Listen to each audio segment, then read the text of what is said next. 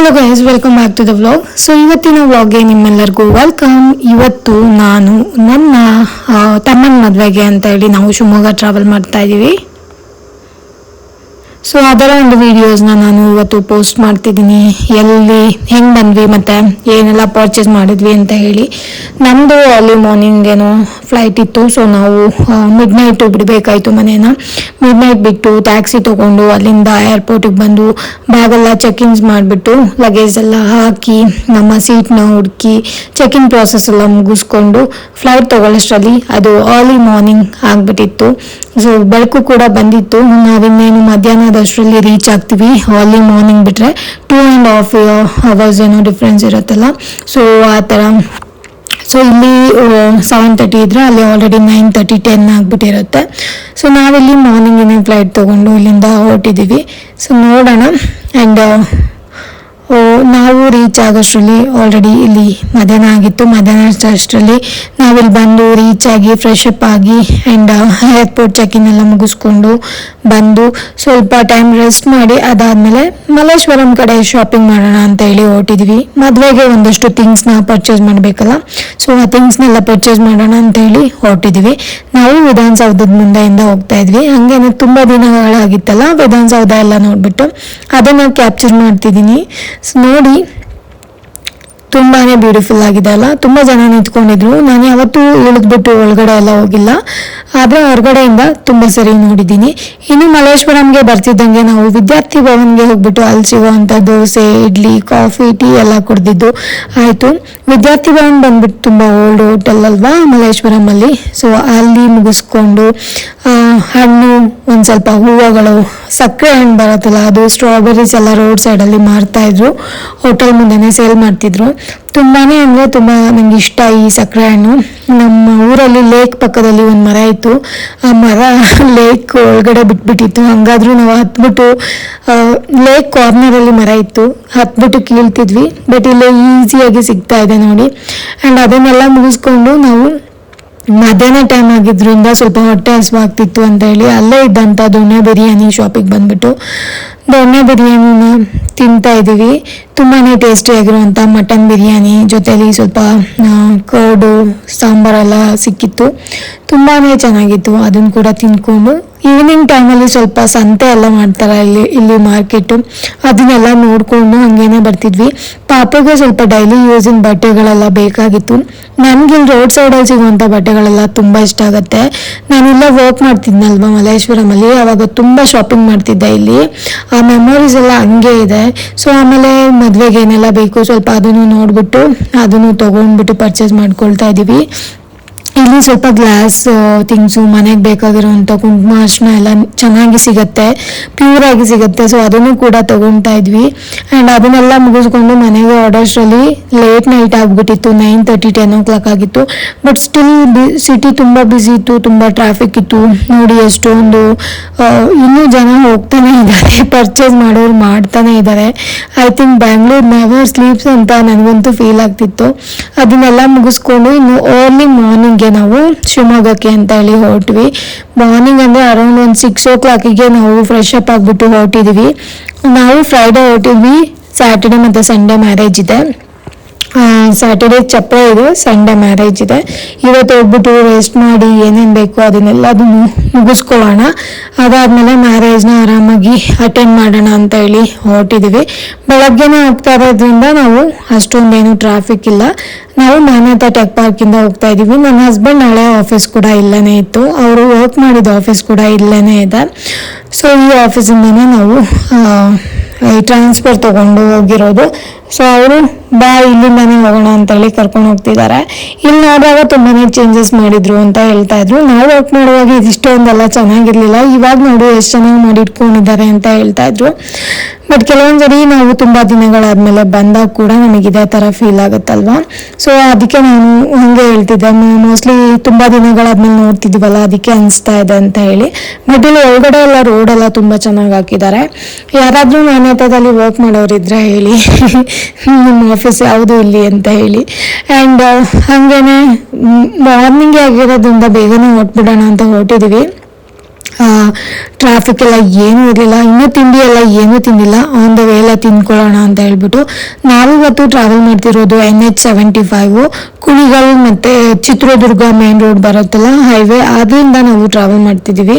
So ಚೆನ್ನಾಗಿದೆ highway, ತುಂಬ ಚೆನ್ನಾಗಿದೆ. ಕೆಲವೊಂದು ಕಡೆ ಎಲ್ಲ ರೋಡ್ ಬ್ರೇಕ್ ಡೌನ್ ಮಾಡಿಬಿಟ್ಟು ಬ್ರಿಡ್ಜ್ ಏನು ಬಿಲ್ಡ್ ಮಾಡ್ತಿದ್ರು, ಬಟ್ ಅದನ್ನು ಬಿಟ್ಟರೆ ಓವರಾಲ್ ನಮಗೆ ಚೆನ್ನಾಗೇ ಇತ್ತು ರೋಡು. ನಾನು ಸ್ವಲ್ಪ ಟೈಮ್ ಡ್ರೈವ್ ಮಾಡಿದೆ, ನನ್ನ ಹಸ್ಬೆಂಡು ಡ್ರೈವ್ ಮಾಡಿದ್ರು.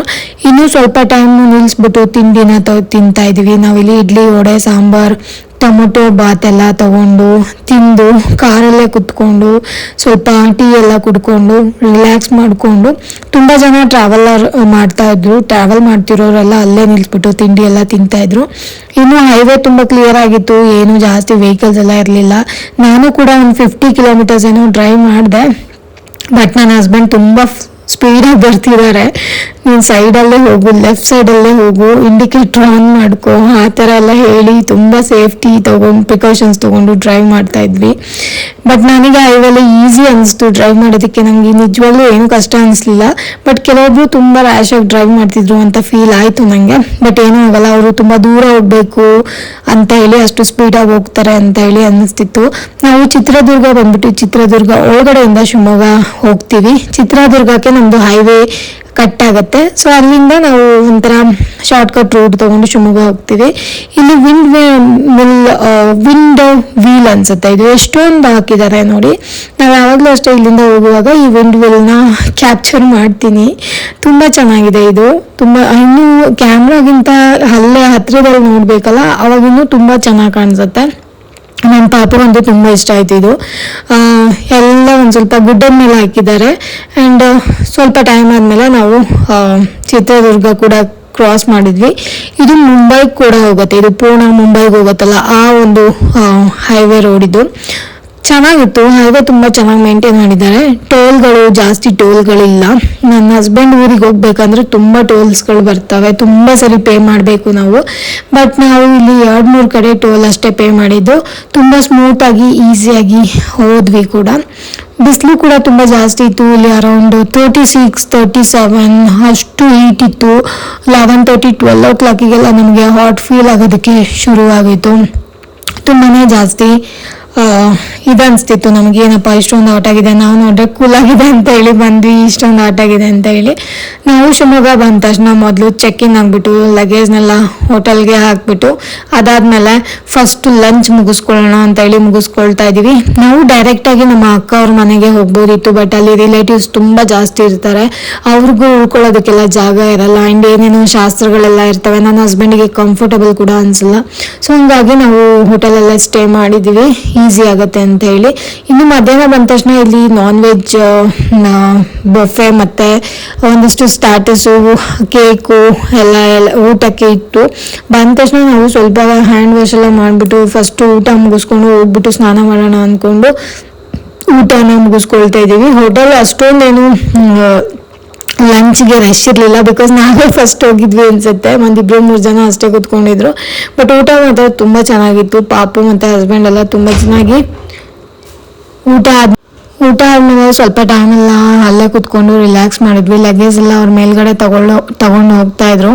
ಇನ್ನು ಅವ್ರು ತೊಗೊಂಡೋದ ತಕ್ಷಣ ಅಲ್ಲೇ ಸ್ವಲ್ಪ ಫೋಟೋಶೂಟು ವಿಡಿಯೋಸ್ ಎಲ್ಲ ಮಾಡಿಕೊಂಡು ಅಲ್ಲಿಂದ ನಾವು ಮೇಲ್ಗಡೆ ಹೋದ್ವಿ ರೂಮ್ಗೆ. ಇನ್ನು ಮೇಲ್ಗಡೆ ಹೋದ್ಮೇಲೆ ಒಂದ್ಸರಿ ರೂಮ್ ಟೂರ್ನ ಮಾಡಿಸ್ಬೇಕಲ್ಲ, ಅದನ್ನೇ ಮಾಡ್ತಾ ಇದ್ದೀನಿ ನಾನಿಲ್ಲಿ. ಸೊ ಇಲ್ಲಿ ಫಸ್ಟು ಒಂದು ಕಾರ್ಡ್ಬೋರ್ಡ್ ಥರ ಕೊಟ್ಟಿದ್ದಾರೆ. ನಾವು ಒಂದು 2 days ಏನೋ ಸ್ಟೇ ಮಾಡ್ತೀವಿ ಇಲ್ಲಿ. ಸೊ ಲಾಕರು, ಕಾರ್ಡ್ಬೋರ್ಡು ಮತ್ತು ಹ್ಯಾಂಗರ್ಸ್ ಎಲ್ಲ ಕೊಟ್ಟಿದ್ದಾರೆ, ಕ್ಲೀನಾಗಿ ಮೇಂಟೈನ್ ಮಾಡಿದ್ದಾರೆ. ಇದು ಟಾಪ್ ಮೋಸ್ಟ್ ಹೋಟೆಲಲ್ಲಿ ಒಂದು ಶಿವಮೊಗ್ಗದಲ್ಲಿ. ಸೊ ನಾವು ಯೂಶ್ವಲಿ ಇಲ್ಲೇ ಸ್ಟೇ ಮಾಡೋದು. ನಮಗೆ ಇಲ್ಲಿ ಊಟ ಮತ್ತು ಸ್ಟೇಯಿಂಗ್ ಎಲ್ಲ ತುಂಬ ಇಷ್ಟ ಆಗುತ್ತೆ, ಮತ್ತು ಸೇಫಾಗಿ ಕೂಡ ಫೀಲ್ ಆಗುತ್ತೆ. ತುಂಬ ಅಂದರೆ ತುಂಬ ಸೆಕ್ಯೂರಿಟಿ ಕೂಡ ಇದೆ, ಮಕ್ಕಳನ್ನು ಕೂಡ ಇಟ್ಕೊಂಡು ಬರ್ಬೋದು, ಏನು ತೊಂದರೆ ಇಲ್ಲ. ಇಲ್ಲಿ ತುಂಬ ಚೆನ್ನಾಗಿರುತ್ತೆ. ನಾನು ವಾಶ್ರೂಮ್ನೆಲ್ಲ ತೋರಿಸ್ತಾ ಇದ್ದೀನಿ, ತುಂಬ ಕ್ಲೀನಾಗಿ ಎಲ್ಲ ಸ್ಯಾನಿಟೈಸ್ ಮಾಡಿಬಿಟ್ಟು ಕೊಡ್ತಾರೆ. ಒಬ್ಬರು ಖಾಲಿ ಆದ ತಕ್ಷಣ ಇನ್ನೊಬ್ಬರಿಗೆ ತುಂಬ ನೀಟಾಗಿ ಕ್ಲೀನ್ ಮಾಡಿಬಿಟ್ಟು ಕೊಡ್ತಾರೆ ಇಲ್ಲಿ. ಆ್ಯಂಡ್ ಇಲ್ಲೇ ಮಿರರ್ ಇದೆ, ಆ್ಯಂಡ್ ಕಿಂಗ್ ಸೈಜ್ ಬೆಡ್ ಕೂಡ ಕೊಟ್ಟಿದ್ದಾರೆ ಇಲ್ಲಿ. ಪಕ್ಕದಲ್ಲೇ. ಆ್ಯಂಡ್ ಮತ್ತು ಸ್ಟಾರ್ಟರ್ಸ್ ಎಲ್ಲ ಏನು ಬೇಕು ಅಂದರೆ ಸ್ವಲ್ಪ ಸ್ನ್ಯಾಕ್ಸ್ ಎಲ್ಲ ಇಟ್ಟಿರ್ತಾರೆ, ನಾವೇ ಕಾಫಿ ಮಾಡ್ಕೊಳ್ಬೋದು. ಅದೆಲ್ಲ ಯೂಶ್ವಲಿ ಎಲ್ಲ ಹೋಟೆಲ್ಸಲ್ಲೂ ಯಾವ ಥರ ಇರುತ್ತೆ ಅದೇನು ಇಲ್ಲೂ ಇದೆ. ಪವರ್ ಪ್ಲಗ್ ಇದೆ, ಲ್ಯಾಪ್ಟಾಪ್ ಇದ್ದರೆ ಕೆಲಸ ಮಾಡೋದಕ್ಕೆ ಲ್ಯಾಪ್ಟಾಪ್ ಟೇಬಲ್ಸ್ ಕೂಡ ಕೊಟ್ಟಿದ್ದಾರೆ. ಆ್ಯಂಡ್ ಬಾಲ್ಕನಿ ಕೂಡ ಇತ್ತು, ನಾವು ಹೊರಗಡೆ ಕೂಡ ನೋಡ್ಬೋದಿತ್ತು ಇಲ್ಲಿಂದ. ಸೊ ಗೈಸ್, ನಾವು ಚೆಕ್ ಇನ್ ಆಗಿದ್ದು ಕೂಡ ಆಯಿತು. ಸೊ ಇದಾಗಿತ್ತು ಇವತ್ತಿನ ವ್ಲಾಗ್ಸ್. ಮತ್ತು ಮುಂದಿನ ವ್ಲಾಗಲ್ಲಿ ನೆಕ್ಸ್ಟು ಮ್ಯಾರೇಜ್ ಇವೆಂಟ್ಸ್ ಎಲ್ಲ ಯಾವ ಥರ ಅಟೆಂಡ್ ಮಾಡಿದ್ವಿ ಅಂತ ಹೇಳಿ ಅಪ್ಲೋಡ್ ಮಾಡ್ತೀನಿ. ವಿಡಿಯೋನ ಪೂರ್ತಿಯಾಗಿ ನೋಡೋದಕ್ಕಾಗಿ ಧನ್ಯವಾದಗಳು. ಮತ್ತೆ ಮುಂದಿನ ವ್ಲಾಗಲ್ಲಿ ಸಿಗೋಣ. ನಾವು ಹೊರಗಡೆ ಹೋಗಿ ಸ್ವಲ್ಪ ಏನಾದರೂ ಥಿಂಗ್ಸ್ ಎಲ್ಲ ತೊಗೊಂಡು ಬರೋದಿದೆ ಇನ್ನು. ಸೊ ಚೆಕ್ ಇನ್ ಆಗಿಬಿಟ್ಟು ಸ್ವಲ್ಪ ಫ್ರೆಶ್ ಅಪ್ ಆಗಿ ಹೊರಗಡೆ ಹೋಗ್ತಾ ಇದ್ದೀವಿ.